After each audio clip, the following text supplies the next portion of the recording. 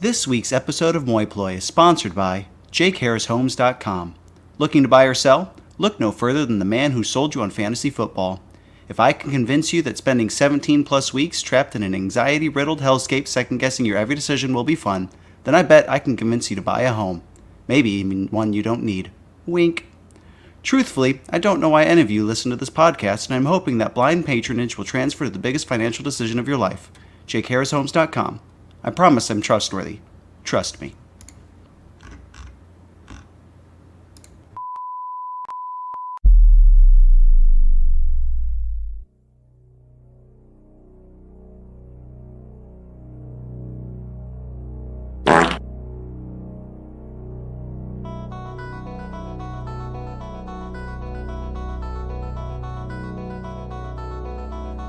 Ladies and gentlemen, boys and girls, men who act like children of all ages, the Requiem Society proudly presents to you the five-time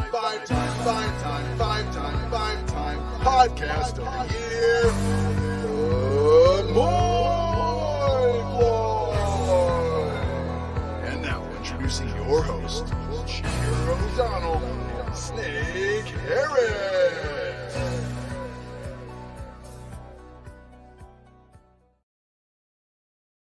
What is up, my homies? Welcome into the MOY, the greatest podcast that you never wanted or asked for.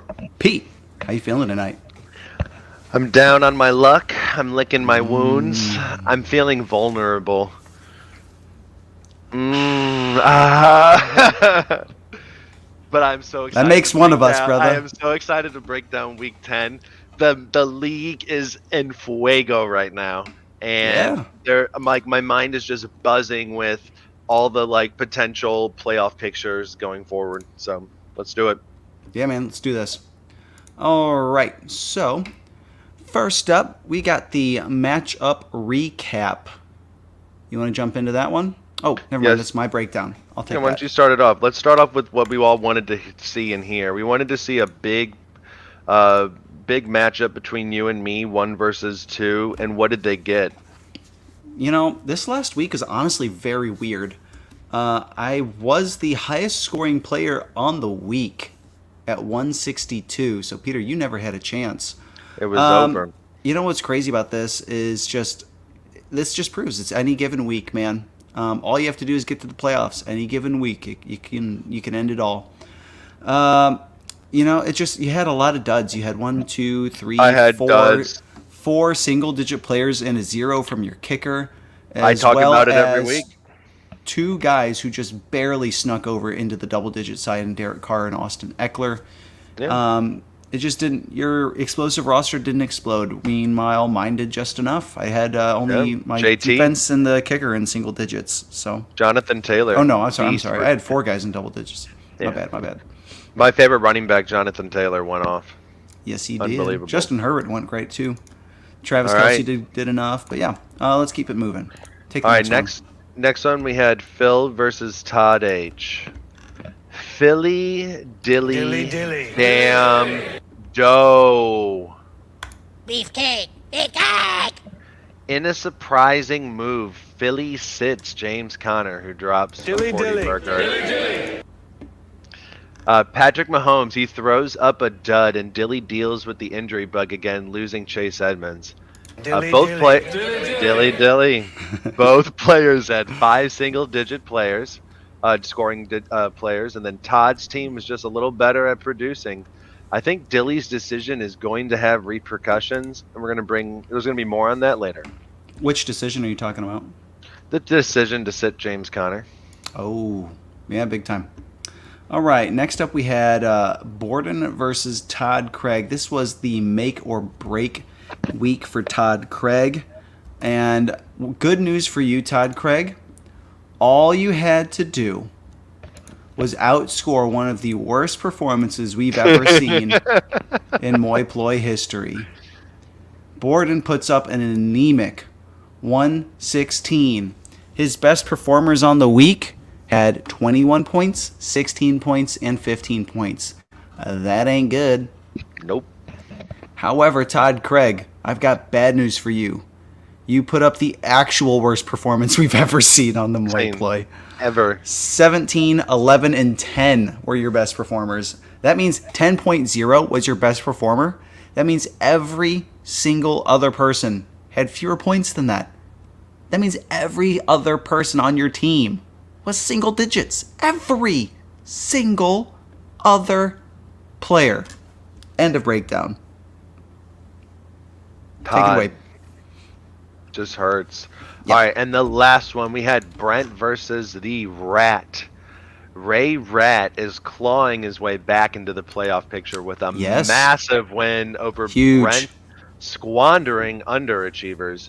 In a surprising battle, Ray actually has more single-digit scoring players than Brent, but his studs just produce better. They pop off. Ray Rat is looking to ruin some people's seasons over the next few weeks. But he could use some help from Jake and Borden this week. I don't know if the Rats' picture to the playoffs is as clear as it could have been had he made moves just a little bit earlier in the season and picked up some really close. He could have picked up some big wins. I know he had a win. He could have had a win against you that was super close if he had just been a little bit more aggressive earlier. So we'll break that down a little later. Peter, I've got a button that I've never pushed before. I don't know what it's going to sound like. It's titled The Brent Scream. Should I push it? Hit it. All right. Don't know how this is going to go. Cover your ears. Yep. Sorry. That was just about as bad as I thought it was going to be. Sorry, everybody. Ooh, but I'll tell you what. He better be screaming just like that, man. Panic King. Talking about panic. Speaking of the panic, it's time to park the bus, baby. Pigu. You want me to break down these for you? Yeah, why don't you go Borden first? All right, Beto. What's going on here? Technical difficulty. Technically, it was my difficulty. All right. Lots of underperforming studs that you did not trade when you could have sold high on them. Studs like Dalvin Cook, DeAndre Hopkins, Aaron Jones, Deebo Samuel, CeeDee Lamb. Peter, can you name one of those players whose arrow is currently pointing upwards? No. Ayuk is actually emerging right now in San Francisco, and that's going to take away a little bit of Deebo, as well as Kittle is back. Exactly. Hopkins is not getting the target share that like he has in past seasons. It's not there. Dalvin Cook, injuries. Dalvin Cook injuries. Legal trouble. Sorry, legal trouble. Let's not forget CeeDee Lamb. There's a twofold thing there. His arrow's pointing down. He's got Michael Gallup coming back, and he's dealing with injuries himself. And then Aaron Jones, last but not least. This might be kind of the beginning of the changing of the guard from Aaron Jones to A.J. Dillon. Tough to tell, but Jones has definitely been splitting way more work with A.J. Dillon than he was in previous years, and it is starting to truly eat into his weekly upside. Most of Borden's bench is completely unstartable. He's got Howard, Beckham Jr., Bateman, Ingram. None of these people you can really start. And then the rest of his bench is it's not even worth mentioning. I agree. Let me break down. Ray. Yeah, poor Ray. Ray, I love you, brother. But there are some. I want to say it's all roses, sunshine, rainbows for you. But you're at 4-6. You're on the outside looking in. You're in a good position. You're kind of under the radar. Your roster does have a couple Achilles heels. Your running backs can't seem to stay healthy. If anything were to happen to Kamara, you'd be in deep trouble. I did like the Dernis Johnson pickup to help you with Chubb. I think that's going to be really valuable. But again, if anything happens to one of those two, in trouble. I think you have a slightly better bench, but it has that. It lacks the explosive upside of, some of the like somebody like Todd's bench. As far as Robert Woods go, I wonder if he's going to see diminished value with the addition of OBJ in Los Angeles. Yeah, very true. I think I do prefer Ray's roster. I don't know if I prefer his situation being 4-5 instead of 5-4, though. Let's take a look at the well, I don't want to spoil anything. Let's take a look at the next manager here on the Panic Bus. The Panic Bus is full, by the way. The next manager here is Brent Van Conyu. I mean, I've been talking about it all year long, but in case y'all need a reminder, Brent, you've got bad starters, you got a worse bench. Your starters include the likes of Miles Gaskin, Baker Mayfield, Hunter Renfrew, Khalil Herbert, Damian Harris, and Mac Jones. Mac Jones just dropped a 6 for him. Not a 60 burger, a 6 burger. Yeah. Like Brent is weak at quarterback, he's weak at running back, and he's weak at flex. That's a trifecta right there. And when you've got one quarterback, a middling running back, and only 2 receivers, and that's your entire team, you're in trouble. And you've had chances to make trades to deepen your roster so you can get more production from more diverse sources, so that if one of your wide receivers is up against a shutdown corner, you're not just totally effed in the A for an entire week. However, you've enjoyed talking shit on trades that would help your team, so let me know how many points Josh Jacobs outscores Miles Gaskin by this week, if you can count that high. The one injury that Brent couldn't have happened, and now everything it's spiraling out of control. That's exactly what's happening, and this is exactly what I was telling him about. And you know what? This is a cautionary tale to all managers here. Brent and Todd Craig, I was preaching this last year. It didn't bite them.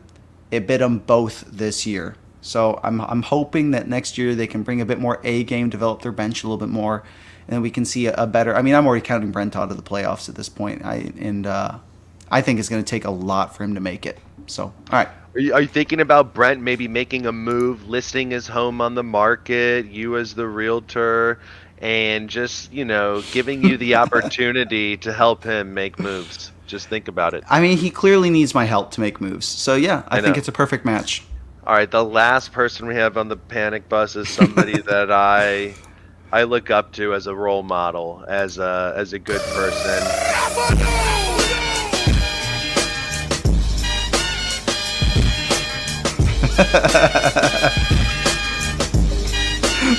The time is now. The champ is here. That's Todd Harris. The champ is here. The MOY. The one, the only, the original. We have some issues, though. Is he in a good position? Yes. He is currently playoff bound in the 4th seed. His roster, everything is... Well, some things are looking up, some things are looking down. The Kyler Murray injury is scary. He's your QB1. He's an elite QB performer in this league. Losing him probably... I think losing him basically would knock you out of the playoffs if he doesn't come back soon. Godwin is injured. In some ways, I think this makes it easier for you decision-wise because you have too many pieces on your bench. Joe Mixon keeps on getting sat and puts up enormous points. About that sitting of Joe Mixon, there is a slight admission that I need to make. Who's your daddy? So my dad and I were on a road trip to visit my grandpa this past Sunday, and offhandedly, while he was distracted, I suggested, hey, why don't you start Marquise Brown. He's got a great matchup this week. And I asked him, who should I bench for Marquise Brown? And he didn't really answer, and so I just was like, all right, well, I'm going to just pick someone in the flex position, just the person that I think is going to have the worst week. Well, I picked Joe Mixon. So bad news, Joe Mixon went off for 28 points. Good news, Todd won. Marquise Brown was his best receiver on the week, and he got the win. So I know that I'd be getting chirped at if I didn't admit that. But I think it's important that we all just. Let it go! All right, Pete. That is the last Panic Bus. We did have a move. I do want to say one other big move for Todd currently. C-Mac. C-Mac is back. Yes. I know that's with the glass cannon approach. He's very fragile. He can always get injured. But when C-Mac is back, we're talking about 22 to 30 touches a game. I mean, that's just going to be points. Yep. And that can win you a matchup. He can single-handedly win a matchup. Next up, we have the Art of the Steal. One trade got done this week. It was between the GOAT and the GLOAT. Which is which? I'll let you decide. No one knows. Phil and Jake, we got a deal done. I received Josh Jacobs. Phil received Carson Wentz. Josh Jacobs is the starting running back for the Oakland Raiders. Oakland Vegas Raiders. Vegas Raiders. Right, We grew up Vegas. in the 90s.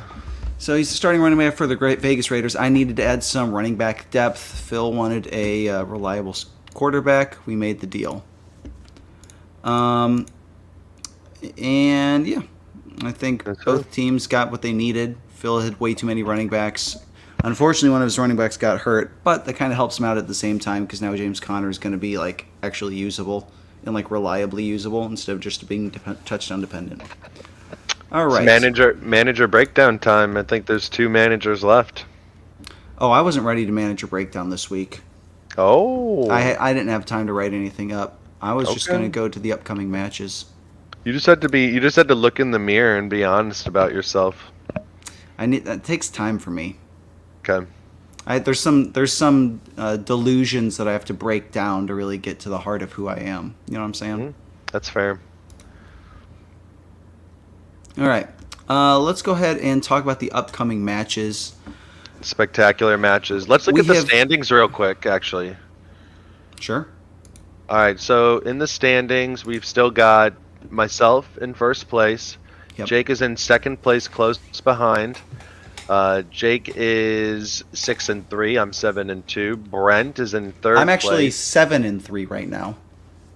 It's already over for Correct. Brent. Correct. So 7-3. I am at 7-2. Half game in front. Need to get the dub. I am facing Todd Craig. Anyway, Brent and Todd tied for third and fourth at 5-4. Oh no, Brent's 5-5. Sorry. Oh, Brent's gonna be 5-5. So this is rough. Borden is actually in fifth place at 5-4 as well. So we got a 3-way tie right there. That to me is super exciting. And then just Ray quietly there, 4-5, lingering. Oh yeah, the thing is, Ray's one game back from the playoff picture. That's it. What's wild is Brent feels like he's plummeting down, but he's got the second most points for. Yeah. Speaking of, you know what? Let's talk about the weekly WOY watch. The weekly WOY watch. There's 3 suspects in the weekly WOY watch this week. We have got the perennial favorite, Clyde Edwards-Despair. We have got the Mandalorian, and we have got Brent Van Conyu. Brent cannot, of course, be the WOY. He is he's sitting in third place. However, once Brent misses the playoffs, he will likely be in the top. Right now, he is the second highest scoring team, and even more embarrassingly, he has the second lowest points against. That is the second lowest points against in the entire league, and he still could not ride that to a victory. To enough victories. And this is really starting to feel like a repeat of the, was that the roster, the Lost and Confused roster? Mm-hmm. Second highest scoring and missed the playoffs? Yep. I mean, we could be headed right back there. Okay.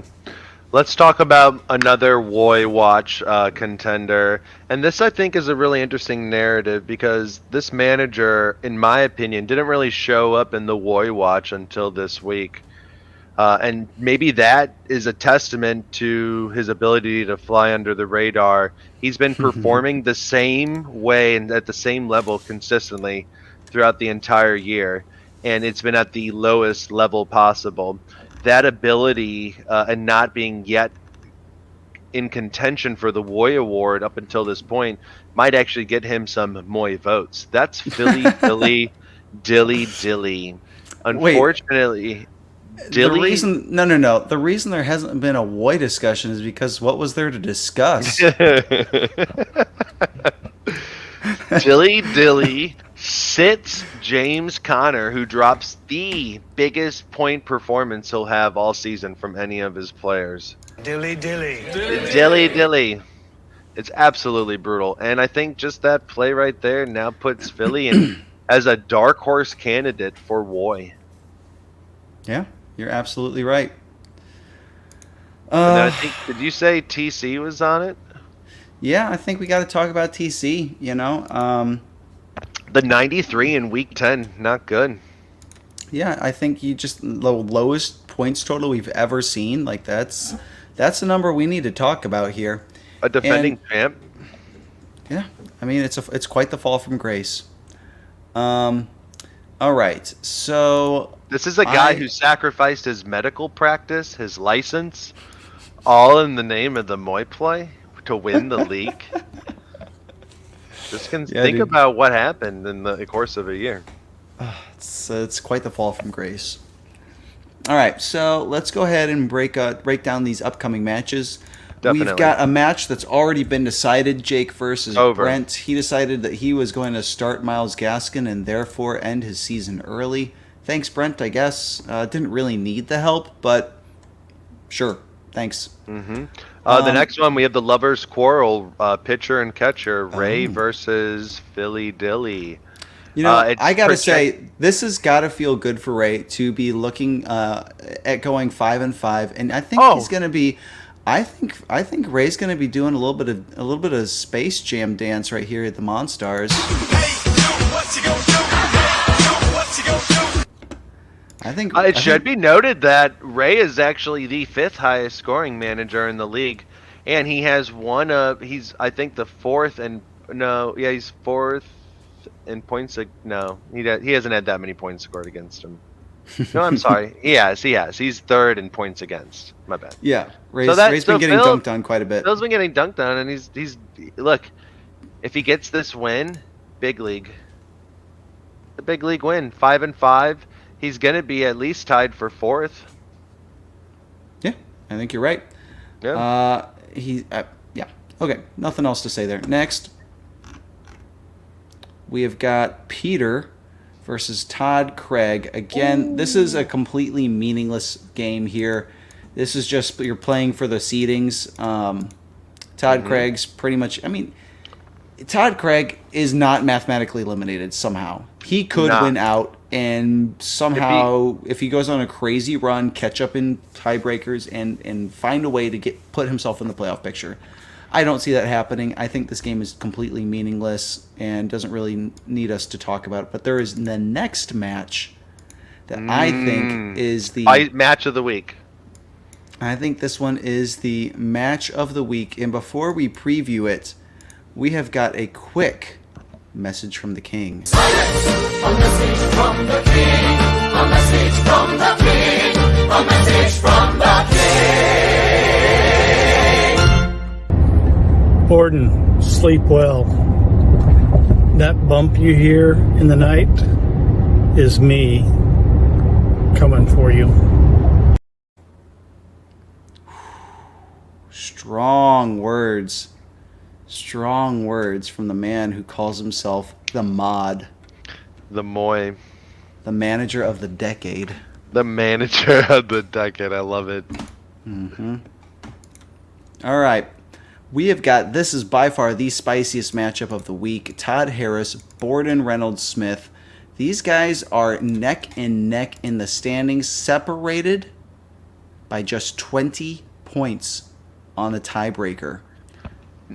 I think currently Borden's roster is in a troll setup. He doesn't want to show his true lineup for the weekend. But he did he sat Rashad Bateman, who recently put up 14. Borden operates his fantasy football team a bit like Matt Nagy operates his NFL franchise, where he thinks he's gaining an advantage by trying to deceive the media into whether or not a certain player is going to start. When we all know who he's injured, he's not going to start, or he isn't injured, he is going to start. But for some reason, Matt Nagy thinks that, I'm going to call him questionable even though he just fractured his tibia. Ooh. I'm confused. Who is Borden's second quarterback? I think we're all a bit confused about that. No, he dropped him. He dropped him. Daniel Jones is on Todd Harris's team right now. Oh, Kirk Cousins and Russell Wilson are his 2 QBs at the moment. So he's expecting Russell Wilson to be back. I don't know if he is coming back. I guess it's supposed to happen. Yeah, I think most people are expecting him back. That's word on the street. Okay. Borden Reynolds. Smith. Yep. Yeah. I think this is going to be a good one, and the winner of this one is going to have a huge leg up because someone's going to 6-4 and someone's going to 5-5, and that is a big difference right there. Mm-hmm. All right. Is there anything else that we need to talk about this week? Good luck, boys. Oh, there is something else. We have I forgot. That's a fan mail letter. In this week's fan mail letter, it reads, Dear MOY, I wanted to tell you how proud I am of you both. You 2 boys started out as kids playing basketball in the backyard, but you've become so much more. You're becoming the men I always thought you could. You're a beacon of inspiration to the next generation. You've built this podcast from nothing into an international success. Jake, you are so handsome and smart, and I am so proud to be your mother. Love, Kim. Oh, thanks, Mom. We appreciate all our fans here at the MOY Ploy. And if you guys would like to send us some fan mail, catch me at Jake Harris on Instagram, at Jake Harris at Facebook, or you can email to the MOY Ploy. And Brent, if you would like to write into the show, just text me because this show is actually dispersed on the actual internet, and I don't want to give up my contact information to the millions and millions of our viewers. The MOY Ploy plant, yeah. Nice. You crushed that one, Pete. All right. And millions. I don't think I got anything else. We will catch you guys next time. Good luck, boys. Later. Fuck this shit, I'm out. Fuck this shit, I'm out. No thanks. Don't mind me. I'ma just grab my stuff and leave. Excuse me, please. Fuck this shit.